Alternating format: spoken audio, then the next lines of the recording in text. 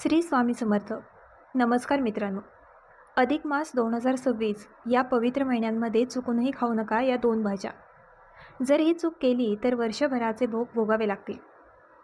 नमस्कार मित्रांनो. अधिक मास म्हणजेच पुरुषोत्तम मास. हा वर्षातील सर्वात पवित्र आणि अशक्तिशाली काळ मानला जातो. असं म्हणतात या महिन्यात केलेलं पुण्य अनेक पटीने वाढतं. पण याच महिन्यात काहीतरी चुका अशा असतात ज्या माणसाच्या आयुष्यात नकारात्मक परिणाम निर्माण करू शकतात.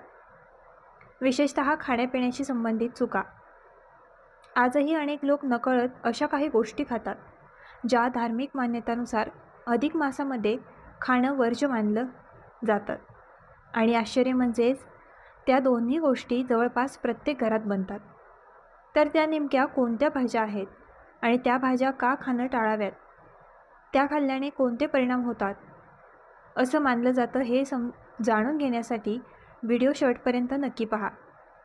कारण शेवटी मी तुम्हाला सांगणार आहे अधिक मासात भगवान श्रीहरी विष्णूंना सर्वात प्रिय अन्न कोणतं मानलं जातं, भगवान श्रीहरी विष्णूंची कृपा प्राप्त करण्यासाठी. तर नमस्कार मित्रांनो, श्री स्वामी समर्थ. मित्रांनो, आजचा दिवस तुम्हाला खूप छान, सुखाचा, आनंदाचा जावो ही स्वामी महाराजांच्या चरणी प्रार्थना करून आजच्या या आपल्या नवीन व्हिडिओला सुरुवात करूया. त्या अगोदर अधिक मासाचे रहस्य. यंदा 2026मध्ये अतिशय पवित्र अधिक मास आलेला आहे. धोंड्याचा महिना हा भगवान श्रीहरी विष्णूंना समर्पित असून हा महिना अत्यंत पवित्र व शुभ मानला जातो. अधिक मासाला धोंड्याचा महिना, मलमास, पुरुषोत्तम मास असं देखील म्हणतात. अधिक महिना म्हणजे धोंड्याचा महिना. हा दरवर्षी येत नाही, तर हा 3 वर्षातून एकदा येतो. आणि धोंड्याचा महिना ज्या वर्षामध्ये येतो त्या वर्षी 12 महिने नसून 13 महिन्यांचं पूर्ण वर्ष हे पूर्ण होतं. तर यंदा 2026मध्ये अधिक मास म्हणजे धोंड्याचा महिना 17 मे 2026 वार रविवार या दिवसापासून सुरू होणार आहे. आणि अधिक मासाची समाप्ती 15 जून 2026 वार सोमवार या दिवशी अधिक मासाची समाप्ती होणार आहे. तर हा अत्यंत पुण्यकाल मानला जातो. तर अधिक मास जवळ आलेला आहे. मित्रांनो, आपल्या हिंदू धर्मशास्त्रानुसार अधिक महिन्याला कोणताही स्वामी नसल्याने भगवान श्रीहरी विष्णूंनी या महिन्यांना आपले स्वतःचे नाव देऊन पुरुषोत्तम मास केले आहे. तसेच त्याचे महत्त्व देखील दुपटीने वाढविले आहे. हा धोंडा म्हणजे दगड. पूर्वी या महिन्यात कोणतेही शुभकार्य किंवा धार्मिक विधी आहे तर ते केले जात नव्हते. त्यामुळे हा महिना धोंडासारखा निरुपयोगी मानला जात होता. या महिन्यात दान करणे हे अत्यंत शुभ आणि पुण्याचं मानलं जातं. यामुळे अक्षय पुण्याची प्राप्ती होत असते. आपल्या संपूर्ण महाराष्ट्रामध्ये अनेक भाविक अत्यंत श्रद्धेने अधिक मास पाळतात. सौभाग्यवती स्त्रिया, वृद्ध व्यक्ती तसेच भगवान विष्णूंवर श्रद्धा असलेले भक्त हा महिना अत्यंत भक्तिभावाने साजरा करतात. अगदी वर्षानुवर्ष, पिढ्यानपिढ्या आपण ही परंपरा पाळत आलेलो आहे.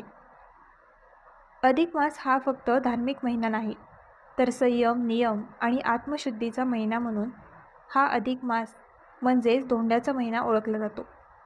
पण आपल्या हिंदू धर्मामध्ये या अधिक मासाला एक वेगळेच महत्त्व सांगितलं गेलं आहे, अशी आपल्या हिंदू धर्मशास्त्रामध्ये मान्यता आहे.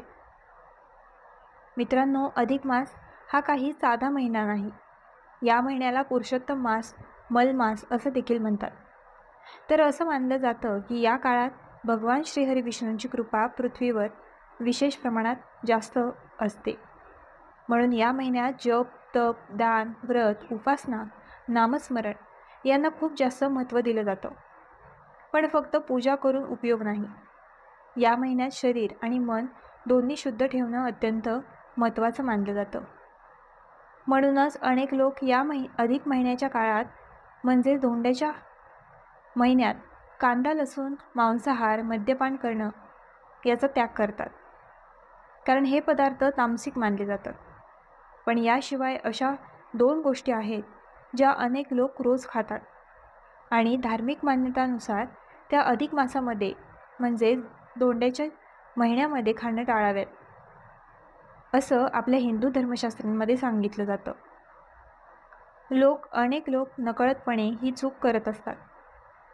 मित्रांनो, आजकाल अनेक लोक उपवास करतात, पूजा करतात, पण नकळत अशा काही गोष्टी खातात, ज्यामुळे व्रताचं पूर्ण फळ मिळत नाही, असं मानलं जातं.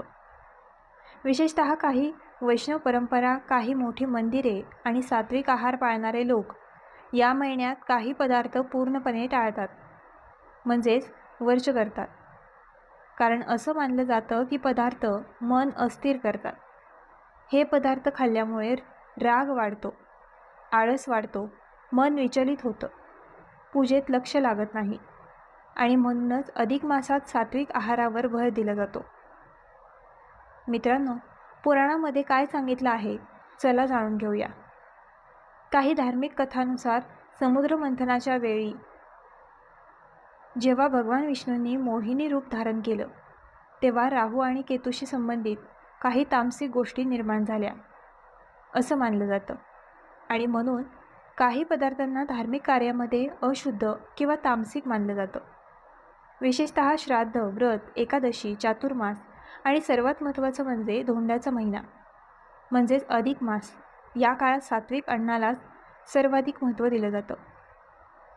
चला आता जाणून घेऊया ही कोणती पहिली भाजी आहे जी अधिक मासात खाणं टाळायचं आहे. मित्रांनो, पहिली भाजी अशी आहे जी जवळपास प्रत्येक घरात बनते. अनेक लोकांना ती खूप आवडते, पण अधिक मासात अनेक भक्त आणि वैष्णव परंपरा ही गोष्ट टाळतात, कारण ती तामसिक मानली जाते. आणि मग ती कोणती भाजी आहे, चला जाणून घेऊया. तर ती आहे मसूर डाळ. हो मित्रांनो, काही धार्मिक मान्यता मसूर डाळ व्रत आणि सात्विक भोजनामध्ये वापरणं टाळले जाते, कारण ती मन विचलित करते, असं मानलं जातं. जगन्नाथपुरी, स्वामीनारायण यासारख्या धार्मिक व मोठ्या मंदिरांच्या प्रसादामध्ये मसूर डाळ पूर्णपणे निषिद्ध आहे. तसेच कोणत्याही पवित्र विधीमध्ये आपल्या हिंदू धर्मामध्ये मसूर डाळ वापरणे टाळलं जातं. ही डाळ पचायला जड असते आणि शरीरातील रक्तप्रवाह वेगाने वाढवते. सात्विक आहार पाळणारे लोक आणि वैष्णव पंथांचे लोक आध्यात्मिक शांतीसाठी मसूर डाळ खाणे टाळतात. दुसरी भाजी आहे, चला जाणून घेऊया. तर ती दुसरी भाजी बाजारात सहज मिळते. अनेकांना ती खूप आवडते, पण अधिक मास ही भाजी खाणे टाळायचं आहे. परंपरा अनेक ठिकाणी सांगते तर ती जड आणि तामसिक मानली जाते. तर ती भाजी आहे वांगी.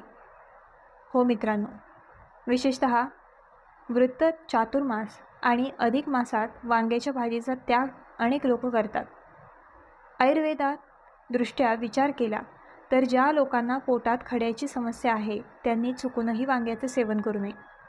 याचे कारण म्हणजे वांग्यात ऑक्सिलेट नावाचे तत्त्व आढळून येते, त्यामुळे स्टोनची समस्या आणखीन वाढते.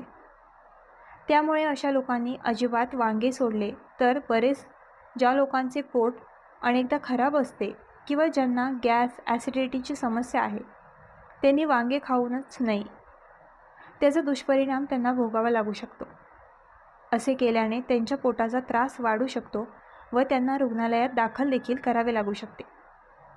त्यामुळे अधिक मासामध्ये आपण जप उपवास करत असतो. त्यामुळे आध्यात्मिक शांतीसाठी अधिक मासामध्ये वांग्याचा वापर करणे म्हणजेच वांग्याची भाजी खाणं टाळावं. आता तुम्ही म्हणाल, कोणत्या भाज्या खाऊ नये हे सांगितलं, पण मग अधिक मासामध्ये नेमकं आम्ही खावं तरी काय? चला जाणून घेऊया. मग अधिक मासामध्ये काय खावे? मित्रांनो, या अधिक मासामध्ये शक्यतो हलके आणि सात्विक अन्न घ्यावे. यामध्ये तुम्ही मूग, दूध, तूप, फळे, खिचडी, तुळशीचे सेवन, साधे घरगुती अन्न. जितके अन्न साधे तितके मन शांत राहते, असं मानलं जातं. अधिक मासात हे नियम अवश्य पाळा. तर अधिक मासामध्ये सकाळी ब्रह्ममुहूर्तावरती लवकर उठावे. भगवान श्रीहरी विष्णूंचे नामस्मरण करावे. ओम नमो भगवते वासुदेवाय नमः या मंत्रांचा जप करावा. गरिबांना दान करावे. राग अपशब्द टाळावे. शक्य असल्यास एक वेळेस भोजन घ्यावे. सर्व महत्त्वाचं म्हणजे मन स्वच्छ निर्मळ ठेवा. मित्रांनो, अधिक मास हा फक्त व्रताचा महिना नाही, तर आत्मशुद्धीचा काळ मानला जातो. या महिन्यात आपण काय खातो, कसे कसे विचार करतो, कसे वागतो यालाही खूप जास्त महत्त्व दिलं जातं. तुम्ही अधिक मासात म्हणजेच धोंड्याच्या महिन्यात कोणता नियम पाळता हे देखील मला कमेंटमध्ये नक्की कळवा. मित्रांनो, अधिक मास म्हणजे पुरुषोत्तम मास हा केवळ एक अतिरिक्त महिना नाही, तर आत्मशुद्धी, भक्ती, संयम आणि पुण्यसंचय करण्याचा अत्यंत पवित्र काळ मानला जातो. हिंदू धर्मशास्त्रानुसार या महिन्यात केलेले जप, तप, दान, व्रत, उपवास आणि सत्कर्म यांचे फळ अनेक पटीने वाढते असे सांगितले जाते. म्हणून अनेक भक्त या महिन्यांची वर्षानुवर्षे आतुरतेने वाट पाहत असतात. पण मित्रांनो, जिथे पुण्य मिळण्याची संधी असते तिथे काही नियमांचे पालन करणे देखील अत्यंत आवश्यक असते. कारण काही अशा चुका आहेत ज्या लोक नकळत करतात आणि नंतर त्याचे नकारात्मक परिणाम त्यांच्या आयुष्यात दिसू लागतात, असे धार्मिक मान्यतेमध्ये सांगितले जाते. म्हणूनच आजच्या या व्हिडिओमध्ये आपण जाणून घेणार आहोत, अधिक मासामध्ये कोणत्या 11 चुका अजिबात करू नये, कोणत्या गोष्टी टाळाव्यात, कोणते नियम पाळावेत आणि भगवान श्रीहरी विष्णूंना प्रसन्न करण्यासाठी कोणते उपाय करावेत. त्यामुळे हा व्हिडिओ शेवटपर्यंत नक्की पहा, कारण शेवटी मी तुम्हाला सांगणार आहे अधिक मासामध्ये कोणता एक मंत्र रोज फक्त 21 वेळा म्हटल्याने घरात सुख, शांती आणि समृद्धी वाढते असे मानले जाते. मित्रांनो, सर्वप्रथम जाणून घेऊया अधिक मासाचे खरे महत्त्व. हिंदू पंचांगानुसार जेव्हा चंद्रमास आणि सौर मास यामध्ये फरक निर्माण होतो, तेव्हा तो समतोल राखण्यासाठी एक अतिरिक्त महिना जोडला जातो आणि त्यालाच अधिक मास असे म्हटले जाते. हा महिना साधारणपणे 3 वर्षातून एकदा येतो. 2026मध्ये अधिक मास 17 मे पासून सुरू होऊन 15 जूनपर्यंत राहणार आहे. या महिन्यात भगवान श्रीहरी विष्णूंची विशेष पूजा केली जाते. पूर्वी या महिन्याला कोणीही स्वामी नव्हता, म्हणून हा महिना मलमास म्हणून ओळखला जायचा. पण भगवान विष्णूंनी स्वतः या महिन्याला आपले नाव दिले आणि तो पुरुषोत्तम मास बनला. त्यामुळे या महिन्याचे महत्त्व हजारो पटीने वाढले असे मानले जाते. मित्रांनो, आता जाणून घेऊया अधिक मासामध्ये कोणत्या चुका टाळाव्यात. सर्वात पहिली चूक म्हणजे राग आणि अपशब्द वापरणे.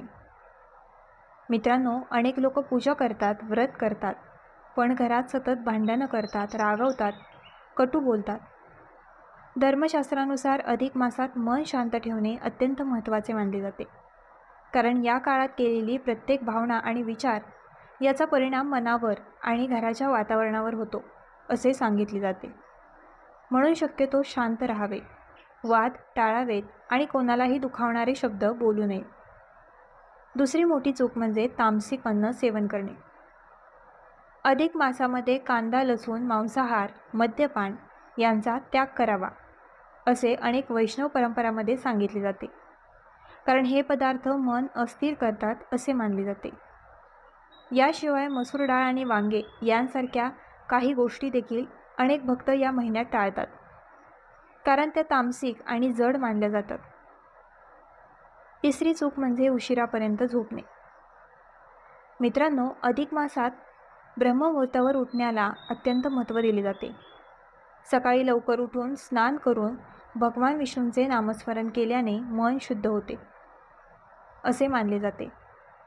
जे लोक सूर्योदयानंतर बराच वेळ झोपून राहतात त्यांना या महिन्याचे पूर्ण पुण्य मिळत नाही असेही काही धार्मिक मान्यतांमध्ये सांगितले गेले आहे.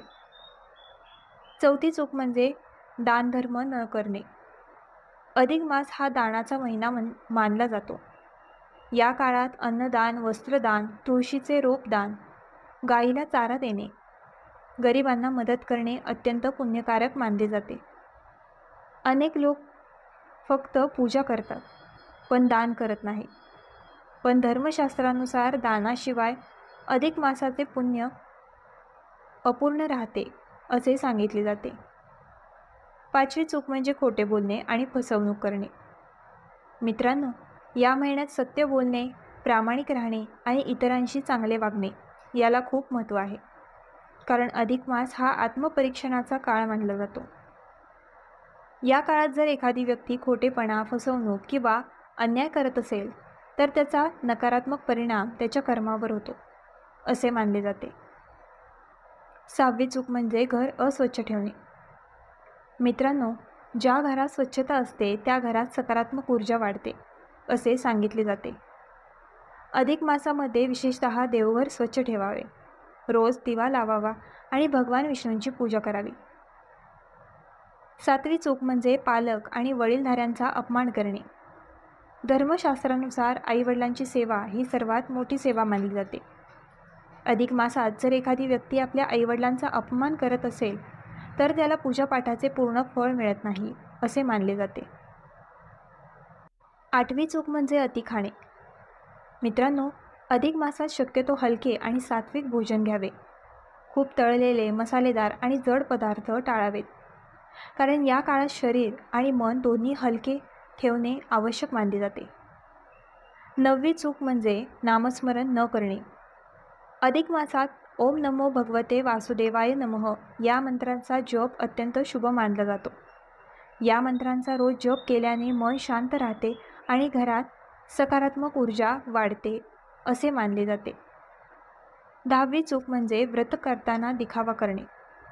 मित्रांनो, काही लोक फक्त लोकांना दाखवण्यासाठी पूजा करतात, उपवास करतात, पण धर्मशास्त्रानुसार खरी भक्ती मनापासून असावी लागते.